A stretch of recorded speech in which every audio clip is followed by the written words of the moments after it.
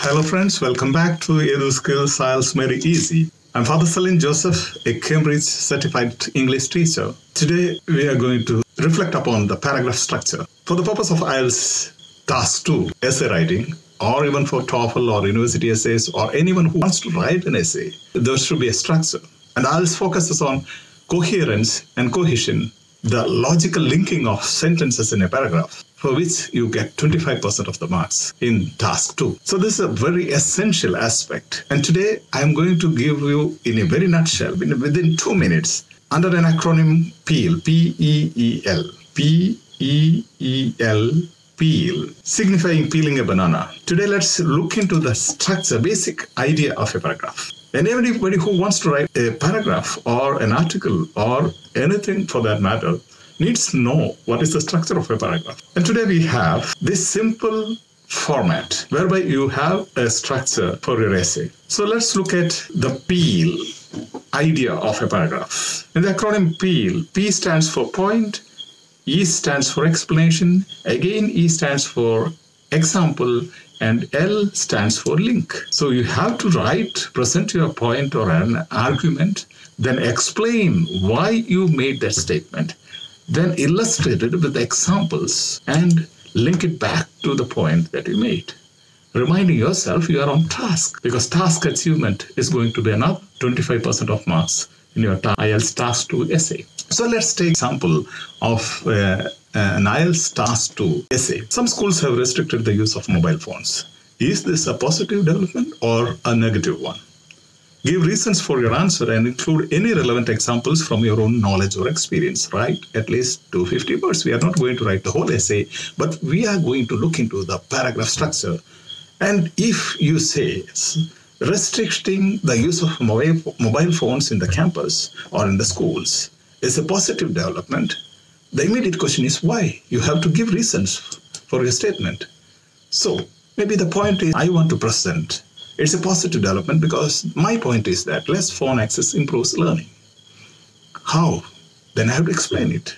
And you come to the explanation.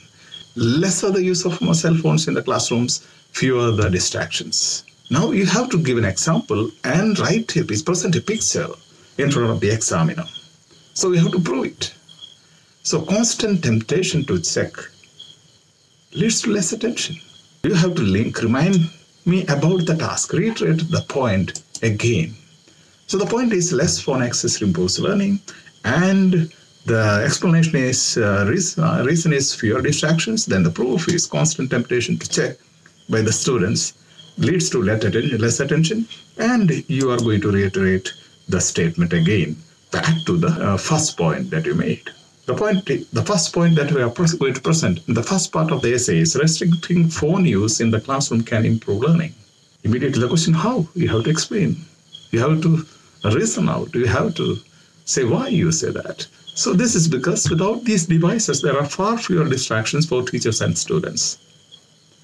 Now give me an example. For instance, when a student has his phone in a pocket, for instance, there is an irresistible urge to check constantly for text, alerts, or social media updates. Even the most observant teacher cannot prevent them from sneakily checking or scrolling through these social media alerts and updates during the lesson. So that's the example. Now you have to link back to your statement, first statement, the point. These endless distractions draw attention away from important educational matters and erode attention spans, which can have long-term effects on academic progress. So remind me why restriction of cell phones in the campus.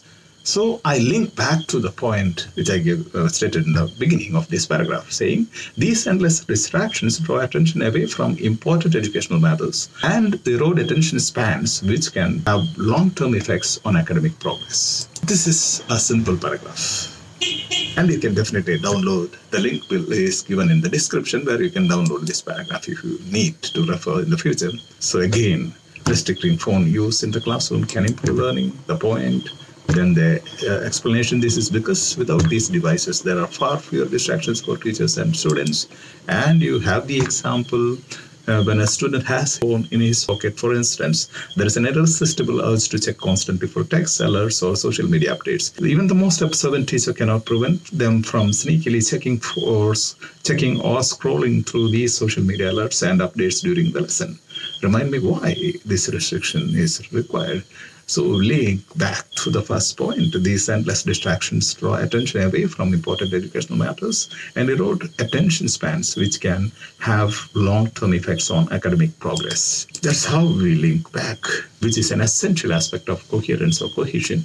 In task 2, IELTS essays, whereby you are marked 45% of the total marks into coherence and cohesion. So the point, the explanation, the example, and the link. And you have a beautiful paragraph. And the structure looks almost like this. Wish you all the best for your exams. And if you would like to have more videos of this type to assist you in your IELTS training, consider subscribing the channel, hit the bell icon so that you'll be notified about the future videos.